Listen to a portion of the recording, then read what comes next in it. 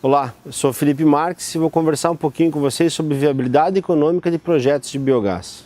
Os projetos de biogás usualmente dão lucro, só que dar lucro não é suficiente para decidir se você vai implementar ou não um projeto.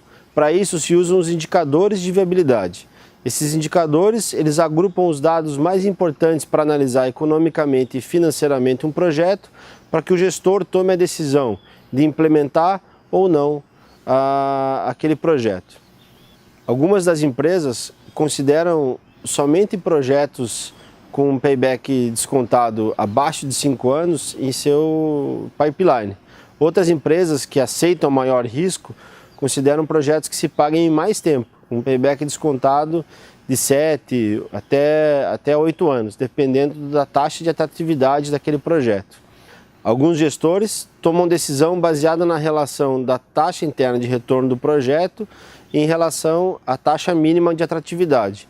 Basta que a TIR seja maior que a TMA, que aquele projeto passa a ser considerado num pipeline de projeto.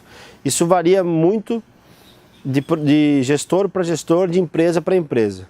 Então o que você aprende aqui é a montar os indicadores. A análise dos indicadores ela é realizada de forma diferente, de forma distinta por diferentes gestores. Dois dos principais indicadores de viabilidade de projetos são a taxa interna de retorno e a taxa mínima de atratividade. A taxa mínima de atratividade do projeto, a TMA, ela representa o mínimo que aquele projeto precisa remunerar o investimento. Usualmente, normalmente se utiliza o valor da taxa de empréstimo. Então isso pode variar de 6,5% a 8,5%. Algumas das empresas definem esse indicador em 12%. Somente projetos com uma taxa mínima de atratividade de 12% são considerados no seu pipeline.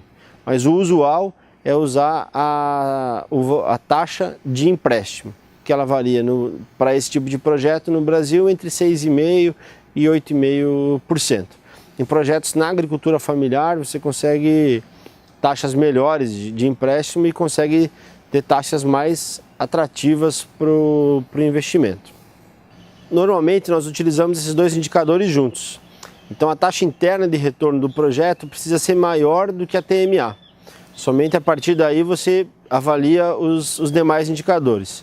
Então o projeto tem que devolver, tem que retornar ao capital investido mais do que aquele capital vai consumir em taxas de empréstimo.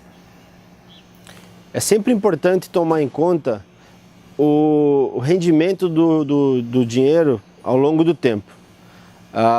É fácil a gente fazer uma analogia com isso, com o recurso que a gente tem na mão. Hoje com R$100 você compra um volume de coisas, uma quantidade de coisas diferente do que você comprava com os mesmos R$100 há um ano e meio atrás. Então R$100 hoje não significam R$100 daqui 20 anos. E para considerar isso nos projetos de viabilidade, a gente precisa montar o fluxo de caixa do projeto. Esse fluxo de caixa ele considera esses rendimentos, ele considera a depreciação do recurso ao longo do tempo.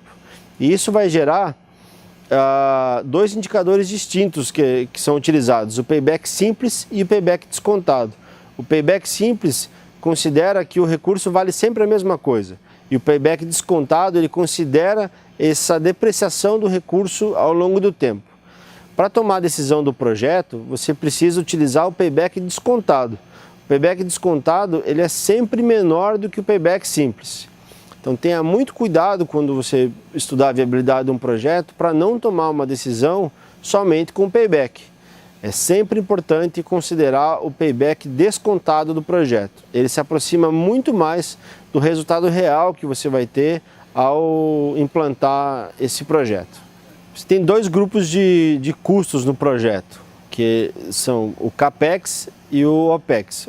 O CAPEX significa em inglês Capital Expenditures, são os custos envolvidos na implantação do projeto. Então a obra, os custos de mão de obra para a execução da obra, os equipamentos adquiridos, todos esses custos são agrupados no CAPEX. E outro custo é o OPEX, que é o Operational Expenditures. São os custos para operar o projeto. É sempre importante tomar em conta o período de carência do projeto, que é o período que você fica em obras. É o período que leva para o projeto ficar prontinho para operar. Somente a partir daí você começa a ter receitas. Então, durante todo esse tempo, você só tem gastos, só tem saídas, você só tem custos de implantação. E a partir daí, você começa a gerar receitas para o projeto. É bem importante tomar conta disso, porque só a partir daí que o projeto passa a ser remunerado. Então, se o projeto levar 2 anos para ser implantado, o período que você tem para recuperar o projeto precisa considerar esses 2 anos de implantação. Então, o teu payback descontado precisa necessariamente considerar esse tempo de obras. Você precisa ter o cuidado no fluxo de caixa para considerar o retorno de receitas, a geração de receitas, somente no tempo real do projeto e não considerar já no primeiro ano ou já no segundo ano, desconsiderando o período de implantação do projeto. O período de implantação de projetos de biogás costuma variar entre 4 meses em projetos mais simples e em propriedades de agricultura familiar, por exemplo, em pequenas propriedades rurais, a 2 anos, 3 anos em grandes usinas. Então, usinas maiores de 1 mega, 2 mega de produção de energia elétrica ou de produção de biometano para mobilidade veicular, precisam de mais tempo para a implantação. Então é bem importante considerar o período de carência do projeto. Gostaria de agradecer de ter participado do curso de Fundamentos do Biogás aqui do CI Biogás. Fica o convite para que você conheça os outros cursos do CI Biogás, caso tenha um interesse em se aprofundar nos conhecimentos do biogás. Foi muito importante tê-lo como participante desse curso. Obrigado.